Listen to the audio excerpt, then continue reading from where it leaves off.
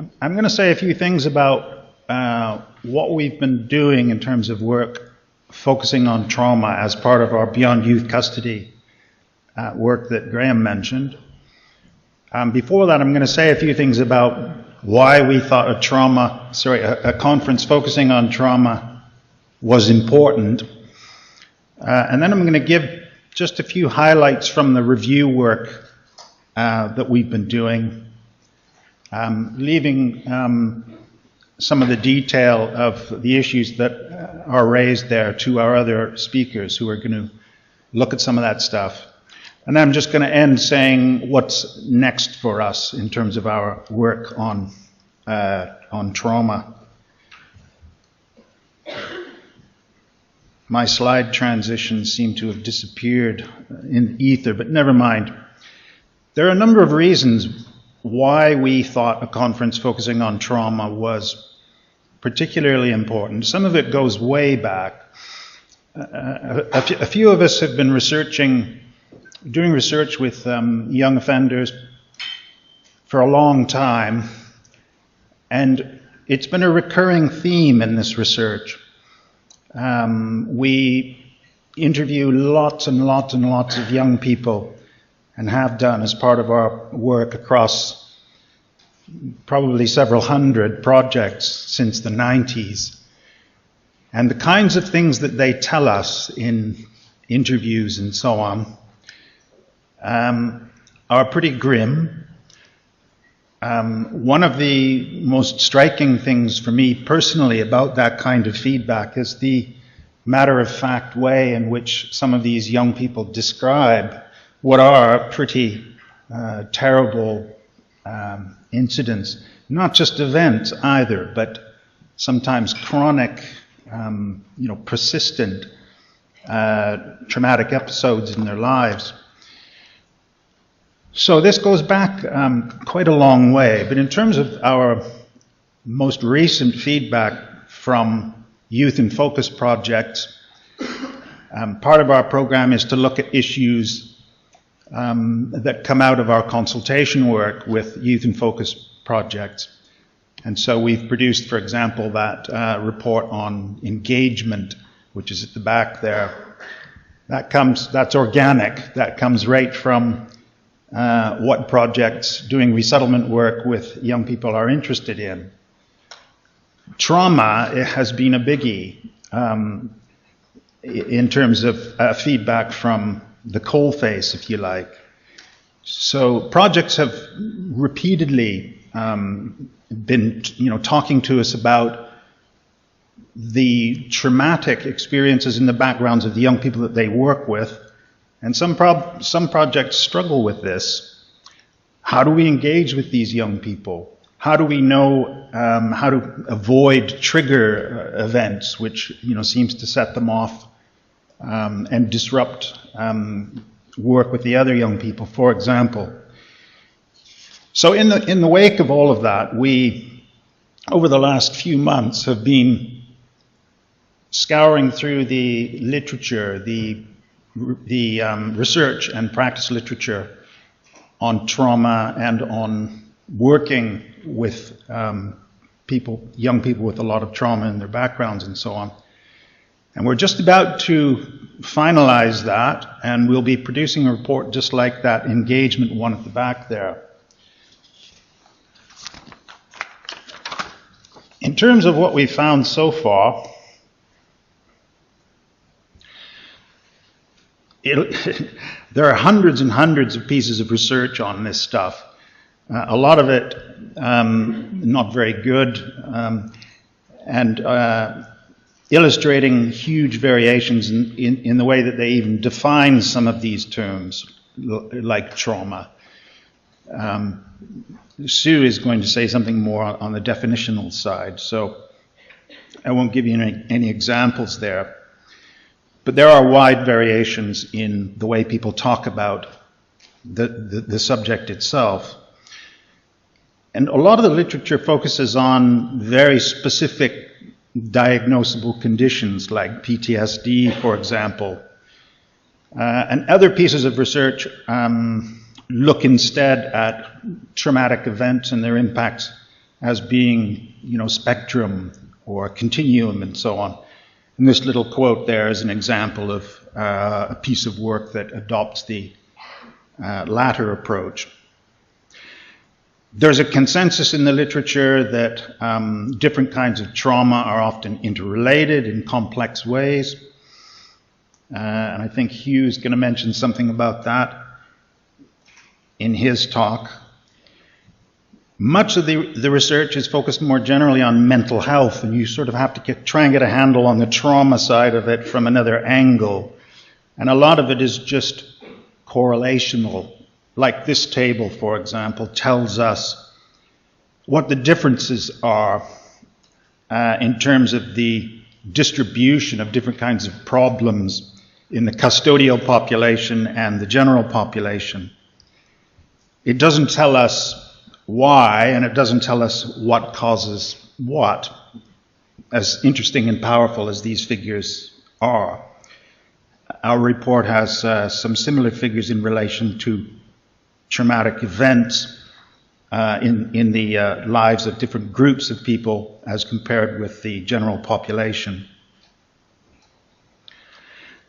Then there are lots of pieces of work that draw these kinds of conclusions on the basis of those sorts of numbers.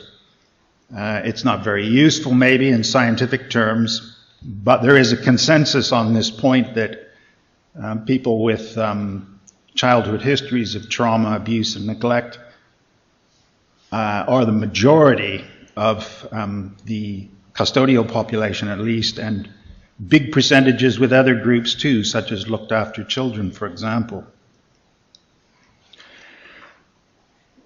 These things may seem obvious, and perhaps that's why there seems to be a consensus about it.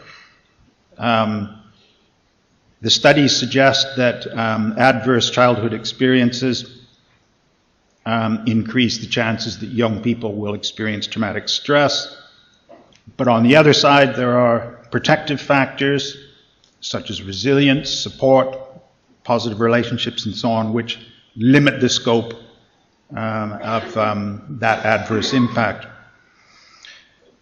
So there's a lot of stress in, everybody in this room has had traumatic life events, but not everybody has the kinds of symptoms or the kinds of impacts on development that some of the young people we work with have had. The next point is just about the extent to which multiple or chronic experiences of that sort expand the scope for negative impacts, which you would expect, especially where kind of pooling up of trauma is accompanied by a lack of anything to protect the young people from those kinds of impacts. And across the range of kinds of events which are linked to an experience of trauma, interpersonal ones, there seems to be a consensus, are more likely to increase the risk of subsequent further traumatic experiences and re-victimization than non-interpersonal traumas, such as road accidents and so on, which I've had a couple of those myself. And of course, factors concerning those other things also play a role in determining complex patterns of traumatic experience in the lives of young people and everyone else.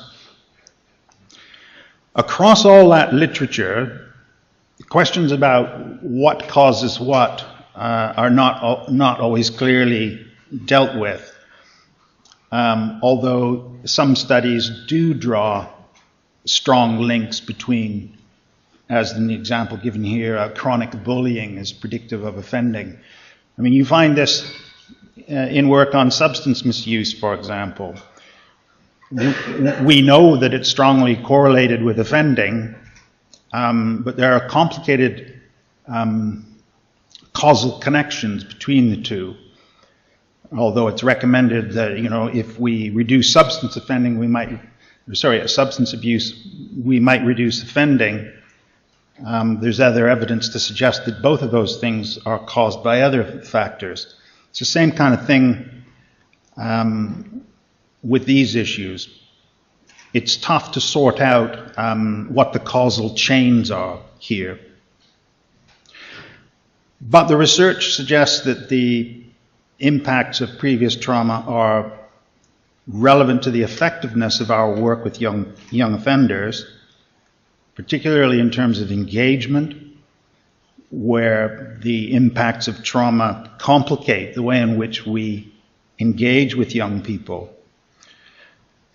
They also have implications for the way in which we understand what progress looks like, and it complicates those longer-term outcomes. In a nutshell, the research that we're pulling together in this report that I mentioned suggests that there's a disproportionate amount of traumatic experiences in the backgrounds of young offenders, and the figures, when you compare them with the normal population, are pretty stark. There's not much doubt there about this point, how this is distributed among offenders as compared with the normal population. The evidence on the effect of that on resettlement interventions is less clear. So our comments in that part of the report will be a bit more tentative.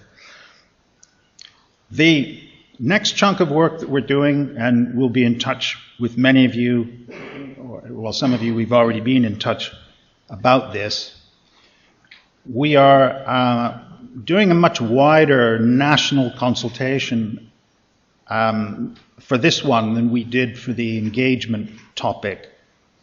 We want to know what people who work with young offenders across the range of different kinds of work with young offenders think about these issues, the extent to which they're aware of trauma in the backgrounds of the people that they work with, and how they are aware of that, the kind of impact that they think this has on their work and on the way that they seek to engage these young people, and what they think would be useful in terms of resources or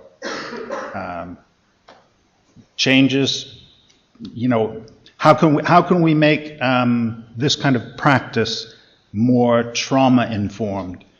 We want to have their views about this. So we're conducting a program of interviews, but the bulk of the feedback will be via online surveys, including one which is for young people, by the way.